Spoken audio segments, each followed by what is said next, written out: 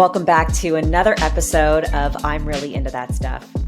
This is the podcast that features me, Jana Stern, psychic activator, energy healer, and astrologer, as I delve into deep conversations with different folks in the holistic and conscious industries about the many beliefs and practices of spirituality, mental health, and what it means to be a human who's into that stuff in the 2020s and beyond. I'm Really Into That Stuff is excited to tell you that we have won one of the top 10 Esoterica podcast spots on feedspot.com. Check out the whole list at blog.feedspot.com/esoterica_podcasts for the whole list. Thanks to our friends at Feedspot for this incredible honor. Welcome to another episode of I'm Really Into That Stuff. I'm joined by my long distance sweet friend, Toby Israel. You are do you know that, I don't know if you know this, but Moshe calls you the author, Toby Israel, because we it's like your official title. When he asked this morning, who am I interviewing? I was like, the author, Toby Israel. That's fantastic. As opposed to all the other Toby Israels that you might talk about. That's right. You are a writer, an author, a traveler, and a self-defense instructor. I would love for you to share with everybody a little bit about who you are, what you do, and how you got into that stuff. You pretty much summed it up. I am a writer and author. I've published one book called Vagabondess. It's a guide to solo female travel. I'm also an editor in my day job. I work as a consultant for different companies and entrepreneurs to help them nail their communications and branding and deliver their message in the most effective way. I love to work with mission-driven people and companies to make a difference in the world through the way that they tell their story.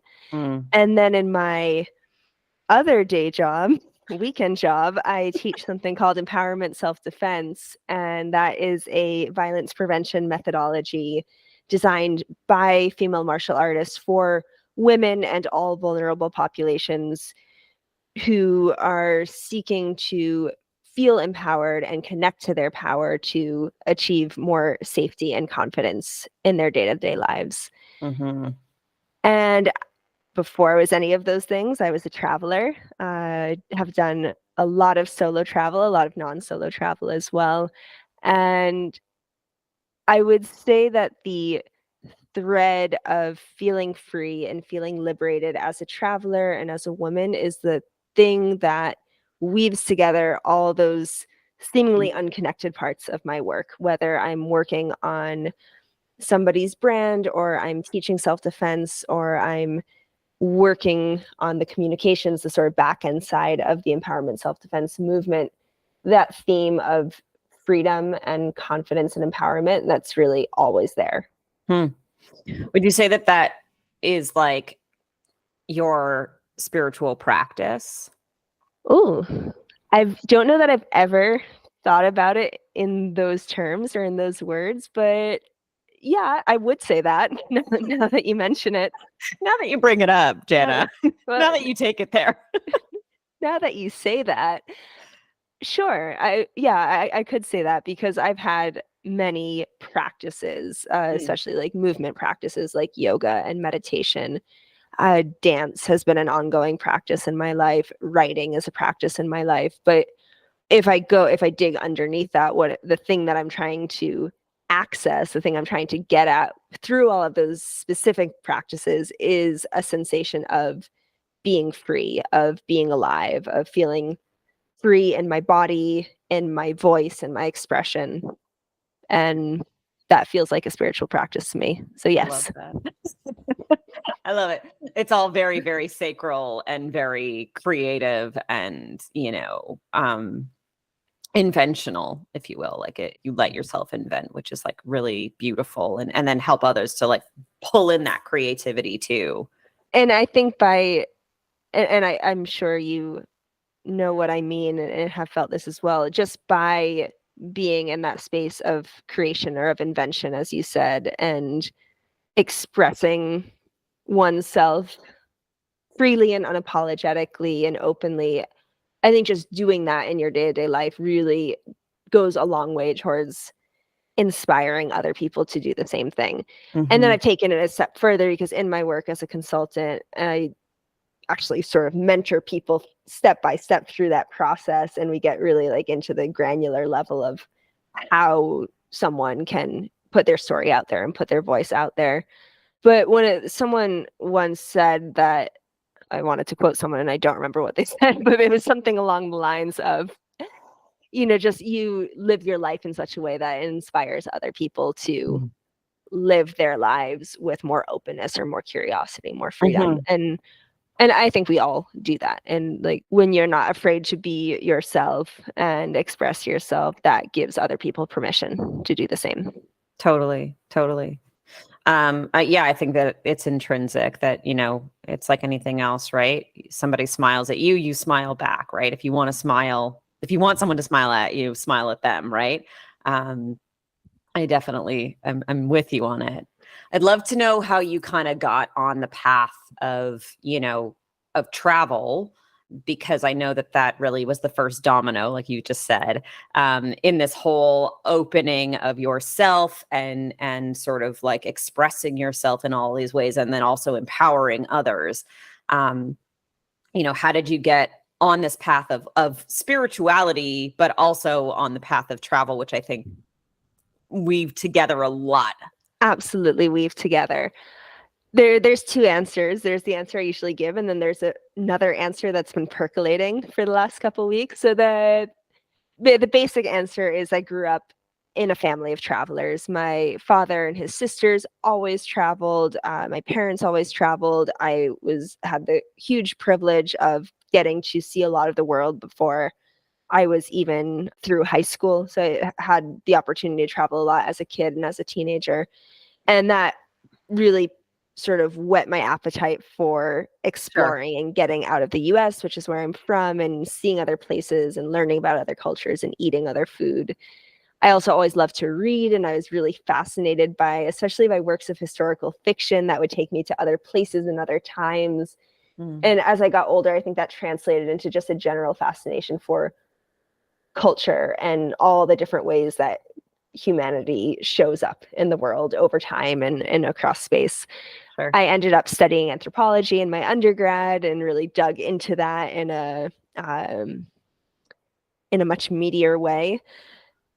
And then the other answer is I've been traveling this summer with my partner, and we've been visiting some of his friends and family around France, and we were visiting friends of his at their family chateau, which is just about the most French thing one could do. I know. I'm like whipping my hair back for you, like, oh, okay. I did just see the photos. as you do. Was ridiculous. It was gorgeous. It was a whole fantasy I didn't even know I had. And we were chatting.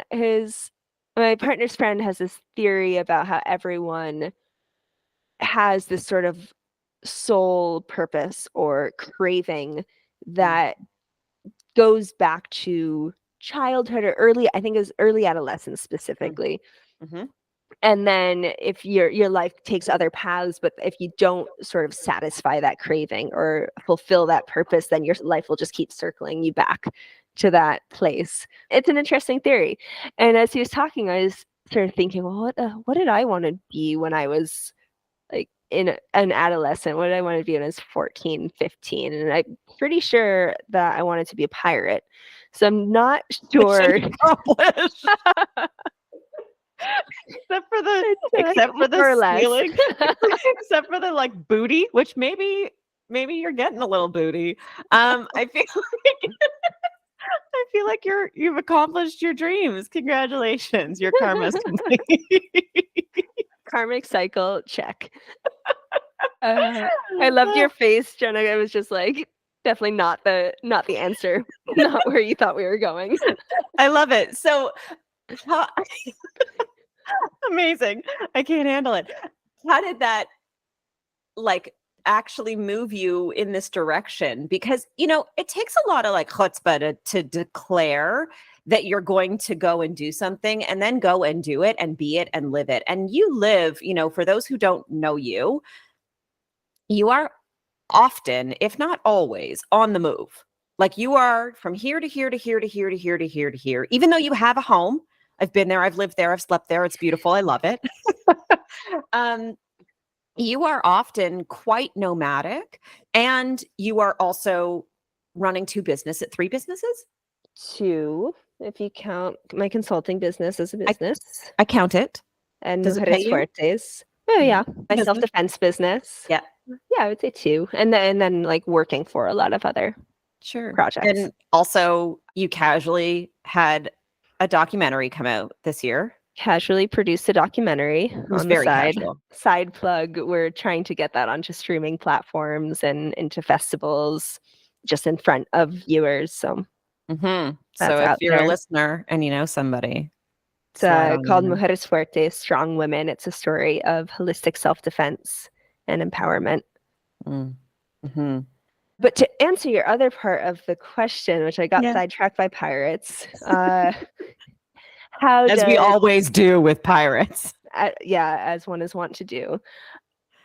So I think I always had this fascination and this real strong drive to travel and to experience other places and other things and perspectives and people, and got a good dose of that as I was growing up. And then everything that I did from, starting university onwards sort of kept me on that path. So I think you're asking how do I sort of stay focused on fulfilling that purpose or on living the path that I want to live. And I think it's a mix of conscious, very intentional choices of, this is the lifestyle that I want to have, this is where I want to be, this is how I want to spend my time, and then choosing work, choosing locations, choosing the people around me who are going to support me to do that.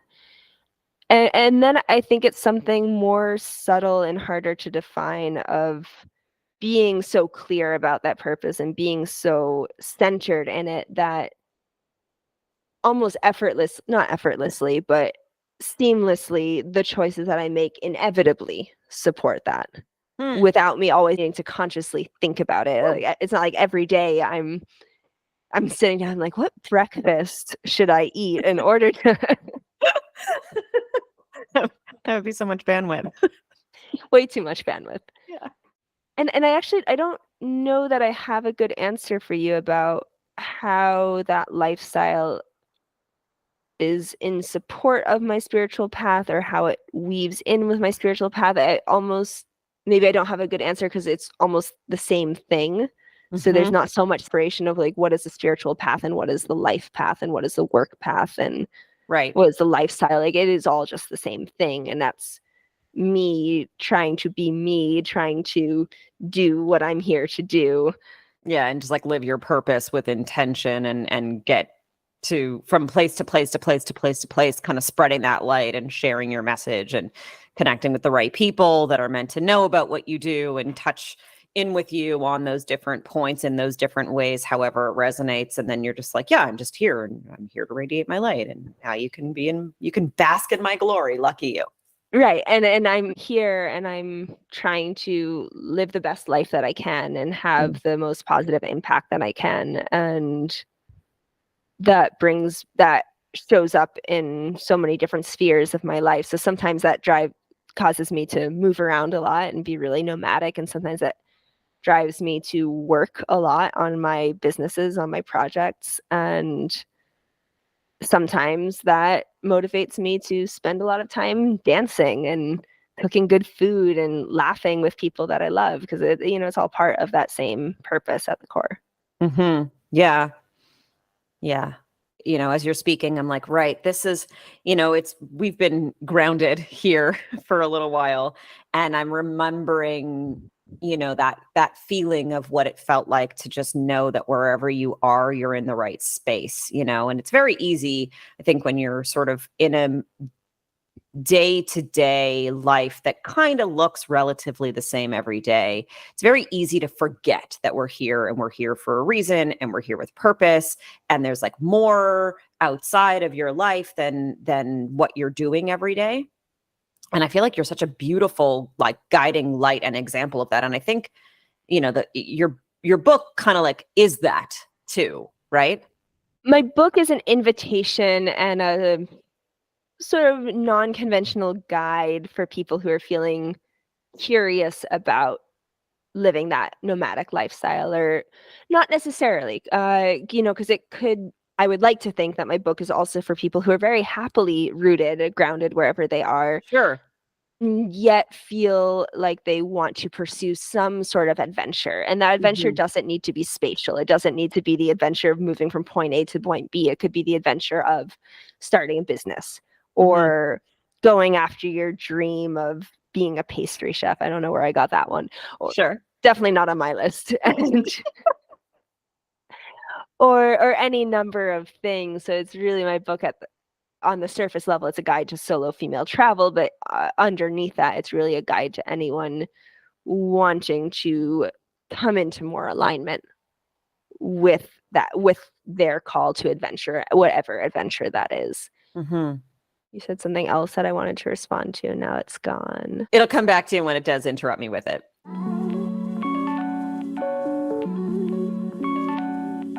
Have you been seeing 1111 or repeating numbers or maybe butterflies or other messages from the universe everywhere and wondering what the heck it means? I know you've been told to trust your intuition, but maybe you just don't know where to start. I've created a course to help you to understand how to interpret the signs and learn to own your intuition. Get access to this 1-hour class now at solo.to/Jana Stern and click the Own Your Intuition link to get your access today.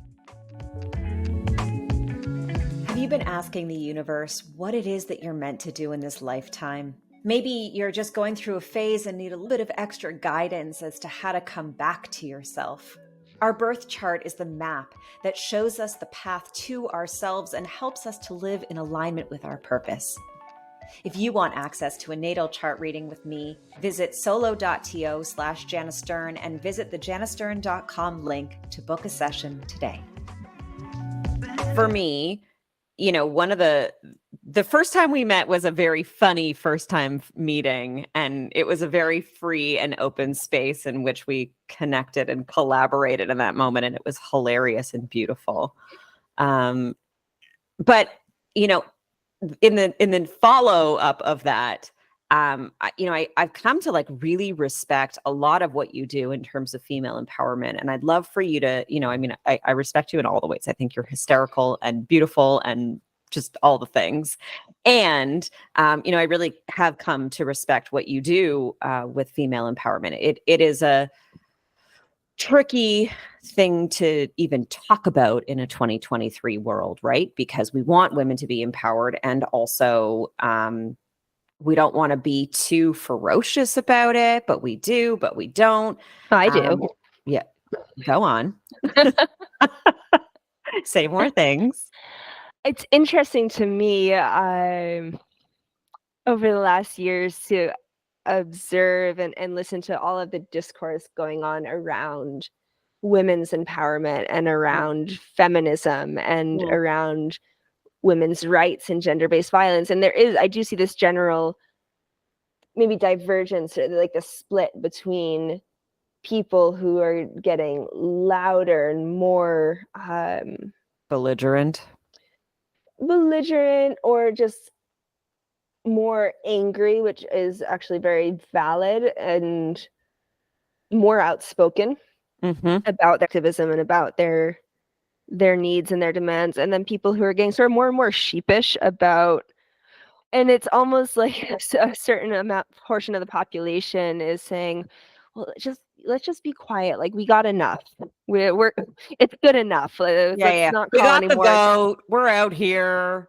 We got the vote. We more or less make the same amount of money. I mean, it's not. There's still a wage gap, but it's good enough. Let's just be quiet now.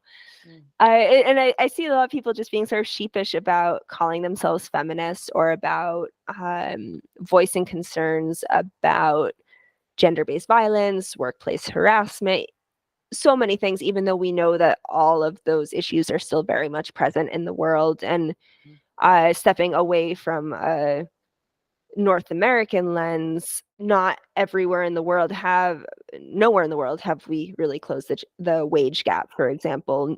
Very few places in the world have we really addressed the issue of street harassment or workplace harassment. Mm-hmm. And so it's not enough. And I think we should be ferocious about demanding equity and demanding that women's voices be heard, and especially that women's voices be heard when their gender identity intersects with other identities that are generally oppressed and not listened to enough. So like when women of color Mm-hmm. are speaking out, or when trans women are speaking up, or when women with different abilities are speaking up.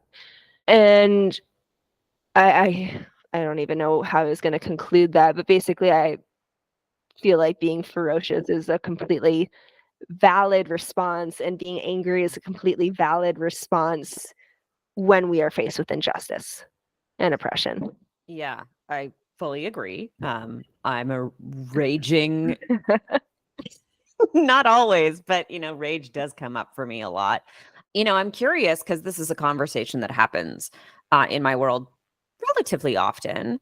I'm curious, as somebody who is like a really fierce feminist, and I know that you are, and proudly, clearly. How do you kind of bring in the divine masculine into that? Or how do you bring in the conversation of, balance in that? I'm very curious because you have a partner, he identifies as a man, he is such. And and I'm curious where that how and where it shows up for you. I have so much to say about this. Please say it all. I need your guidance. But I don't know if what I have to say about it is what you need or want. Doesn't matter. My expectations are zero. I just want to hear your feedback, your thoughts. So this comes up for me a lot because my sphere of life intersects with a lot of spheres of people who are talking a lot in this moment about divine femininity and divine masculinity and polarity, which is a huge buzzword right now. And people, you get it. I don't need to list it all. And so recently I've been reflecting a lot about what these buzzwords really mean and how this discourse is showing up in my circles and what I see in social media, and how that intersects with the work that I do with violence prevention and empowerment, self-defense, and gender-based violence. And okay, so point number one for me, at one level, the work that I do with empowerment, self-defense is very much about working with different archetypes of the divine feminine, but it's about working with archetypes of the divine feminine that have traditionally been suppressed or oppressed, such as, the witch and the destructive goddess. Right, exactly. Oh, did you say my name?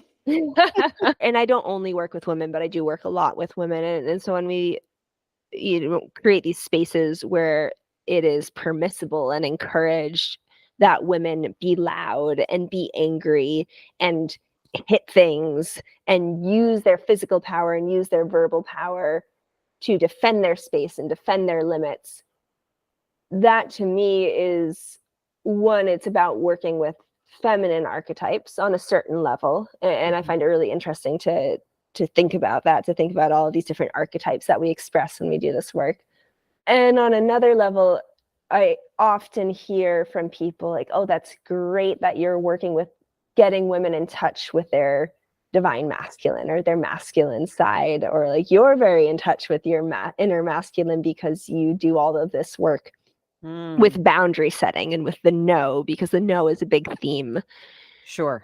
In the work that I do, we do a lot of work with verbal self-defense, which is about de-escalation, setting boundaries, getting comfortable saying no, etc.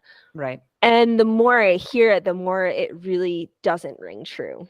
Because to me, boundaries are not a gendered thing or should not be a gendered thing. And the fact that we think of them in a gendered way is not indicative of sort of evolved spiritual perspective on divine masculine, divine feminine. To me, it's indicative of these really deeply entrenched gender norms and patriarchal norms that we've carried into this century from our parents and grandparents and before that. We're just using different language to say it. Mm. And so for me, boundary work and being in touch with your no, the no and the yes are not gendered. The no and the yes are just foundational energies that for me don't have anything to do with the divine feminine or the divine masculine. And I realize that when people speak about polarity, they're not necessarily talking about gender as a social construct. But I think when it is mostly women who are working with to connect with their divine feminine, and mostly men, people socialize as men who are working to connect with their divine masculine, inevitably the spiritual language of polarity gets really tangled up with the social language of gender. Sure. And I think most of us were actually not untangling it at all. We're just making a knot out of that. Sure. How would you say that we could help to untie that knot? And where does that conversation need to evolve between us? Well, I'm biased because I think everyone in the world should learn empowerment, self-defense. And Agreed. So I think that's one of many, many things that could support us on this path to... Well, that's how we move out of the like, oh, this is your everyday life and this is what you're doing. If you're empowered, you're actually going to do whatever the fuck you're supposed to do. But go on. Totally. But I think it could help. Up until this point, this movement that I'm part of has really focused on teaching on women's empowerment and teaching women's self-defense. More and more, myself included, a lot of instructors are starting to teach non-gender specific classes. They often teach in schools or festivals or places. I often teach at festivals and other places where people of all genders are participating in the workshops. Sure. And I think that goes a long way towards unlearning some of the ideas we have about gender and who needs to learn self-defense and who needs to work towards violence prevention. Because at the end of the day, most people experience violence in some way in their lives or relationships. Right. Everybody or most people needs to learn more and practice more with boundary setting. Everybody is responsible for interrupting violence, even if not everyone is responsible for perpetrating it. Sure. To answer your question, I think one step could be to be really, really selective about when we use gendered language. And I do include the language of polarity in that because I think most of what I've heard, there isn't really a separation between gendered language and the language of polarity. So to just be selective about when am I really talking about the divine masculine or the divine feminine, and when am I really just talking about something that's human and something that's universal.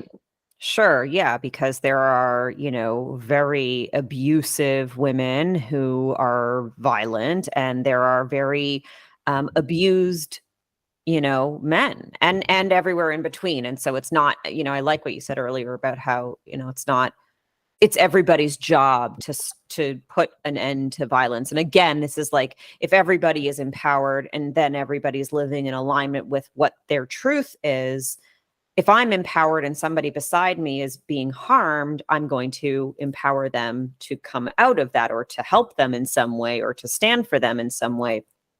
And it ripples. To that, I think it's an Audre Lorde quote that has just really resonated a lot for me recently, that none of us is free until all of us are free. And for me, that is very, very crucial, thinking about empowerment and thinking about intersectionality as well, where like if my empowerment only empowers some people, then it's not empowerment. And if I am empowered, but I somehow enable, or if I turn a blind eye to violence or disempowerment or oppression that's happening next to me or across from me, then I'm not really empowered either. Like that empowerment has to include everyone. Freedom or liberation has to include everyone for it to really be meaningful. And I think the other thing I forgot to say about, going back to the question of working with the divine masculine, the other resistance I have to bringing that language into my work at all is that I so often see it applied to perpetuate systems of violence or control that I am actively working to dismantle. Can you give an example?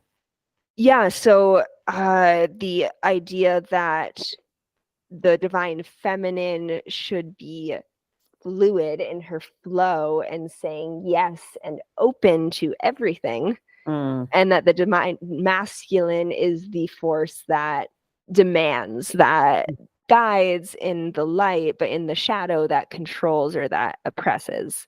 And I see sometimes in people's discourse, and I don't know that I have an example of specific people that I've seen this with, but in the discourse, I really see that language that is very, very close to, well, women should always say yes, or men should take what they want.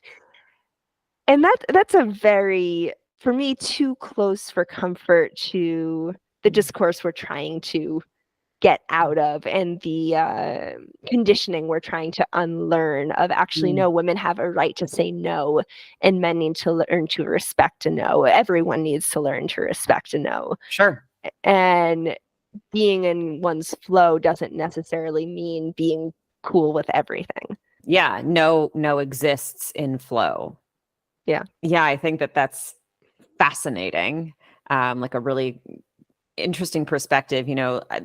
Part of where this is coming from is like this discourse about what, when is a woman supposed to, or better, how do I say no and mean no, and also stay soft, and also be receptive and be the things that a woman wants to be naturally, right? Like, how do I be in that flow and set my boundaries, but also allow for fluid things to happen and for life to flow around me, and not just be like, no.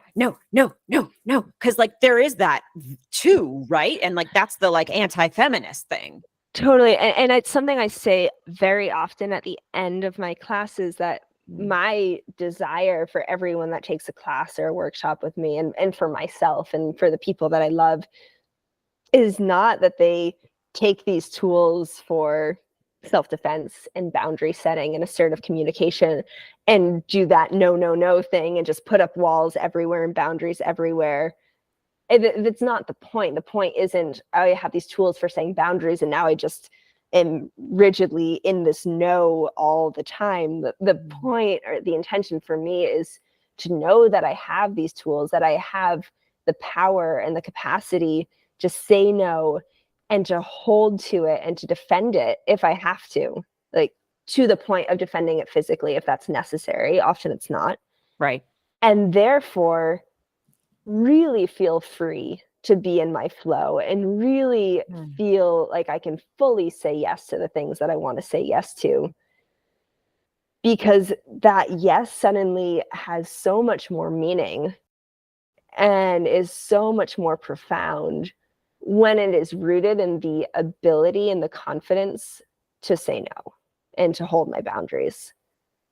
And I actually think that the flow and the yes, it's not fully manifested, it's not fully, it can't fully exist or express without the structure and the confidence that the no and the boundaries give.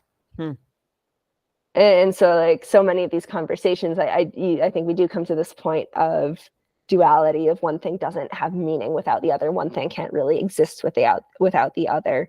Right. And my desire for the people that I work with and for myself is to live with all of the yes and all of the openness and all of the flow, and to really like get deep in connection and play and adventure and curiosity, and to be able to do that because we know that we can say no. What's coming through for me is like this idea of, funnily enough, going into the jungle and knowing that you have a machete and you're like, I am well equipped. Whatever is coming at me, I have exactly the tool that would be required for most things that I'm going to encounter here. And now I can sort of like, use the other tools I have of the plants, that knowledge that I've got, and just kind of move and meander and be and exist and like appreciate where I am. And if something crosses my path that I need to cut down, that tool is there. Mm-hmm. But in reality, in practice, I can just move about. Exactly. There's one of my teachers uses the analogy of a lifeboat, or not a lifeboat, of knowing how to swim. Before we get on a boat. In this case, the ocean is life and the boat is, our journey through it. And hopefully if you are going for a boat ride, you're staying on the boat and you don't actually ever need to swim, or you don't ever need a life jacket. However, if there's a storm or if the boat capsizes, dang, or if there are orcas nearby, or if there are pirates, then I really want to know how to swim. Yeah. And or have a life jacket. Right. And just because, we hope to never encounter a storm doesn't mean we shouldn't be prepared for it. Yeah. I'm curious how you keep yourself grounded as you move about in this reality, how you keep yourself grounded, because you do a lot of moving. Do a lot of moving, and paradoxically, movement practices are one of my go-to. Like the more I'm moving, the less I'm moving. Thank you for asking. So paradoxically, moving my body is one of the ways that I stay grounded when I am moving a lot through the world. And that can be dance or swimming or yoga, or really so many different things. I have a lot of different movement practices that I love, and I sort of cycle through them, or I engage with whatever is available in the place where I am. Mm-hmm. But it came back. So at some point I wanted to say, like, how does one stay? Oh, you were talking about belonging and feeling like I belong wherever I am. Mm-hmm. And so as you were saying that, I was thinking, well, how could I not belong wherever I am as long as I am in my body and I am in me and centered in myself? And for me, movement practices are the way that I stay in connection with that sense of belonging to myself.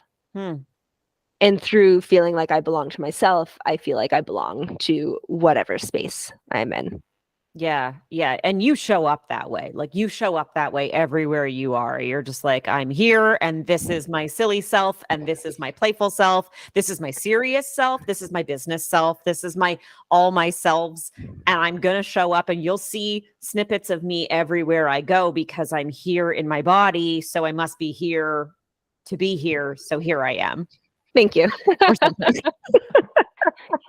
Pretty much.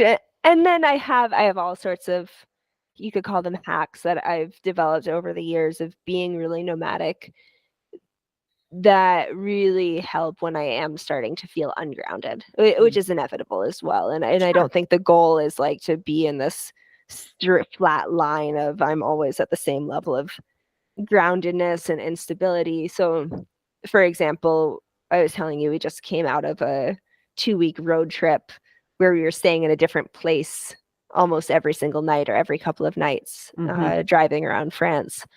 And I was definitely starting to feel a lot less grounded. And we got into our Airbnb and we went grocery shopping. And it's so ordinary and not at all romantic or glamorous.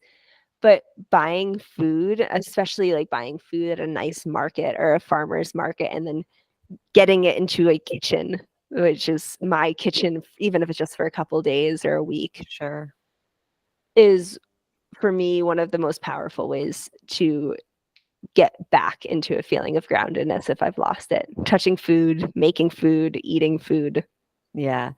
Are there places in the world that are more grounding for you or less grounding for you? And I know that this is like an incredibly personal question on it. Like I can't, whatever your answer is not going to be somebody else's answer, right? With now we're getting into like astrocartography and all the rest of that stuff. We don't have to go there, but like, let's get into you specifically.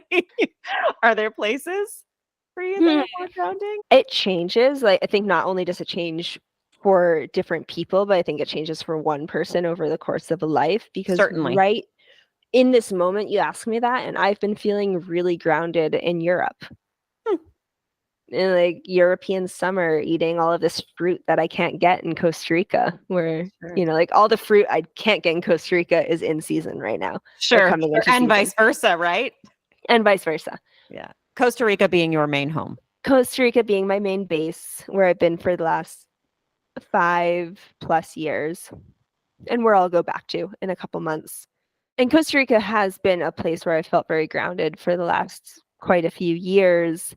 And I feel like maybe that's shifting now. And, I'm feeling called to be based, I'm not feeling called to leave Costa Rica. I have a business there. I have a great community there. It's really important for me in a lot of ways, but I am feeling called to spend more time in other places. Because I think even maybe sometimes there's a fine line between feeling really grounded and settled in a place and feeling complacent or stuck in a place. Like on the wheel of emotions or sensations, those are kind of right next to each other. Yeah, I get it, because, that complacency, that stuckness is like, it's a real thing, and it does change. It does, in a place that you feel that you're thriving, in 1 month or 1 year, in 4 or 5 months or 4 or 5 years from then, you might have literally outgrown it. And so your level of stability starts to feel like this weight that actually, I feel it here, that you're like, okay, yeah, I'm stable here, but like, am I growing? Am I getting any bigger? Am I going to be something here that I can't be somewhere else? Probably not. So maybe I've just outgrown it. Before we wrap things up, I got to ask, do you have a favorite destination? Answer 1, the place that I'm in. Sure. Always. My favorite place is the place that I am. Yeah. 2, I just want everyone to come visit me in Costa Rica. So that's definitely. Don't worry. We'll be there in March. Will you really? Yeah. Oh, great. Costa Rica's up there. I lived in Cape Town in South Africa for a year, and I loved it. For me, it's just a city that has absolutely everything. Beautiful. Mountains, beach, music, vibes. Italy was probably my first love and always will be. It was one of the first trips I took outside of the US when I was a kid with my family, and made such a strong impact on me that I later studied Italian in university, and then you speak so many languages. Are you just 4? 4, just 4. But I guess I'm always hesitant to offer a favorite destination, because I think each person really, as you said, like, place is very personal, and so everyone is going to feel like really called to visit certain places. And ultimately, I don't think my favorite places are the places, like, I'm hesitant to recommend, because I think the best place for someone else isn't the best place for me, or the place that they'll most enjoy or most grow, as you said. I think that there are so many facets to who you are and what you do. And I'm really, really grateful that you were able to hop on here and share with me from wherever you were in the world. I'm always like, it's always a question mark. And in your Instagram stories, you'll often be like, where am I flying to next? What's my next destination? I know. I love polling people. I know. I mean, thank you. I'm so grateful for the invitation and the space to share about what I do and what I care about. Yeah. Can you tell people ways to find you, where to find you, and how they can support you in your business right now? Sure. So you can find me on Instagram and Facebook at Toby in the World. That's TOBY. And if you specifically are interested in the self-defense work, that's all at Mujeres Fuertes Costa Rica. And I'm assuming there will be show notes. There will be show notes. Great. So Mujeres Fuertes Costa Rica, also on Instagram and Facebook. More about my work especially as a consultant, a writer, tobyisrael.me, mujeresfuertes.org for the self-defense work. And then I feel like if you search my name, you can also find me. I'm on YouTube and I write for a bunch of different websites, so my writing is all over the place. My book you can find it at vagabondessthebook.com. It's also available in Spanish now. And if you want to support my business, one, I'm actually very full right now, but I'm always happy to consider mission-aligned, mission-driven clients. So if you're like looking to jumpstart your business or your project, I'd be happy to talk about that. The other thing is, as I mentioned, we did recently premiere our documentary about holistic self-defense in Costa Rica, and I'm really interested in getting that out into the world in the most strategic ways possible. So connections to streaming platforms, festivals, conferences, invitations to collaborate on a showing with a forum and a workshop, that I'm really interested in finding all the right ways and places and people to share it with. Beautiful. Beautiful. Well, this has been so enlightening and wonderful as always. I wish I could hug you, but we'll have to just do this for now. Soon. A few more months. I didn't know you were coming. I'm so excited. I'm leading a retreat. I'm leading a retreat in March. So if folks are wishing to join us in Costa Rica, you'll probably be around the neighborhood because I'll be in Puerto at that time. Oh, cool. In March. Yeah. Will be I don't know. I'm not having a TBD, but I'll be there. So if folks are wishing to join, you can also head to the link underneath, and there is a link to purchase the retreat there. So feel free to jump on in there. This is so beautiful. I love you. Thank you. Thank you for joining me. And thank you to all of our listeners. We appreciate you so much. And we will see you for another episode of I'm Really Into That Stuff. Thanks for listening to another episode of I'm Really Into That Stuff.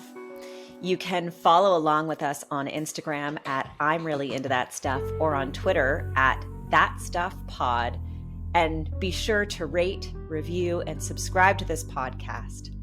If this episode resonated with you and something that you're really into, share it with someone you love. Sending you strength, peace, love, and light until our next episode.